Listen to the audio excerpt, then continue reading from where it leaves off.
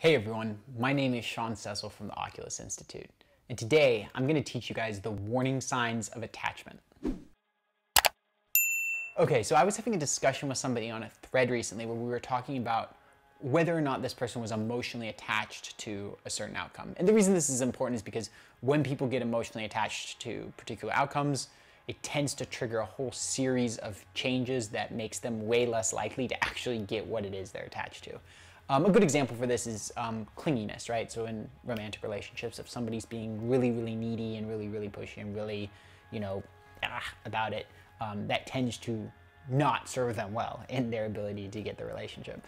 And it's like that in many areas of life. When you become overly attached to something, you hold yourself back from the very thing that you're attached to. Now this person said, I don't think I have any attachments to what's going on.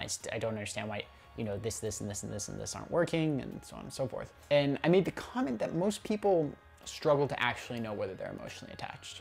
So I wanted to give you guys a couple warning signs that you guys can look at and determine, hey, listen, am I potentially emotionally attached to a given outcome? The first sign that you've got some emotional attachments is the use of absolute language. If you're saying things like always, never, 100%, unless you're talking about like you have statistical data and you can prove that those numbers line up to 100%, you've probably got an attachment, because most things in life are not absolute. As I said, maybe there's an exception. You go and you run an experiment and your data shows, in 365 different cases that, 365 times something happened. Okay, great. That's really 100%, but most of the time when people use always, never, 0, 100%, 100% guarantee, all these other kinds of things, right?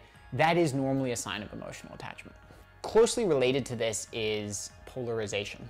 So polarization is when, instead of finding the calm middle ground, people oscillate between extremes. So they may not be at an absolute extreme, like 100% or 0. They may not be at the always or the never, but you'll see them move between extremes that are contradictory. So for example, somebody might say, hey, listen, I think I'm going to do great in the interview. I'm always good at interviews, or, maybe they don't say always, say, I'm normally really great in interviews. And then, they'll also say, oh man, this particular company is so hard to interview at, and, this could be so hard, and this guy was so challenging, and blah, blah, blah, blah, blah. Right? And you see this almost like contradictory energy. The statements aren't logically contradictory, but when you see people going out with significant degrees of emotion or significant, claims on two sides that contradict, right, or that push in the opposite direction, that tends to be a sign of emotional attachment. Another example of this would be like if somebody does like a pros and cons list. And if you have a pros list and they just have all the pros, you're just like, okay, this is a no-brainer. And if it's all cons, okay, it's a no-brainer.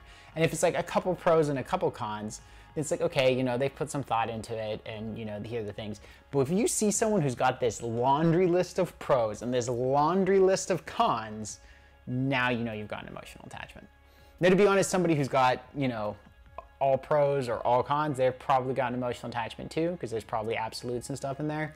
But when you have it stacked on both sides, that's what I call polarization, right?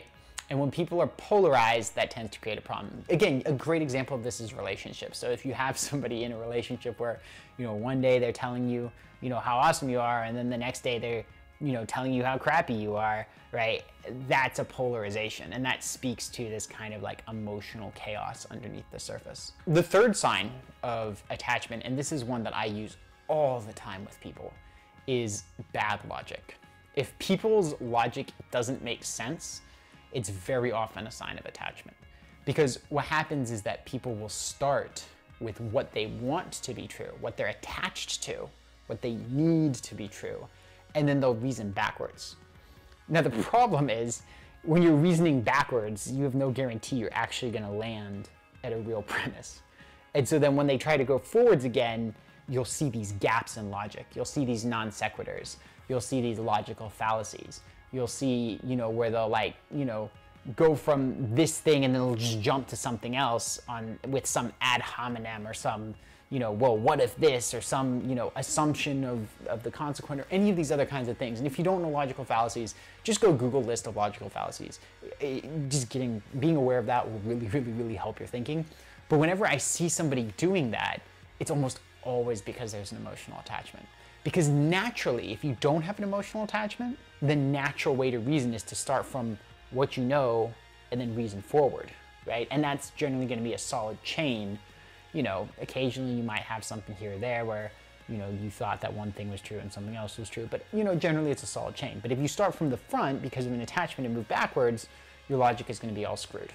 And finally, the fourth sign of emotional attachment is if all of your focus is on yourself, right? So whenever I see someone who is solely looking at their own interests, solely looking at how this is going to affect them, and they don't have any regard for the impact on others, or even the ability to step into other people's frame. So even if you're just looking at a situation where people that, you know, they have their view of the world and they're not willing to consider how anybody else looks at it, right?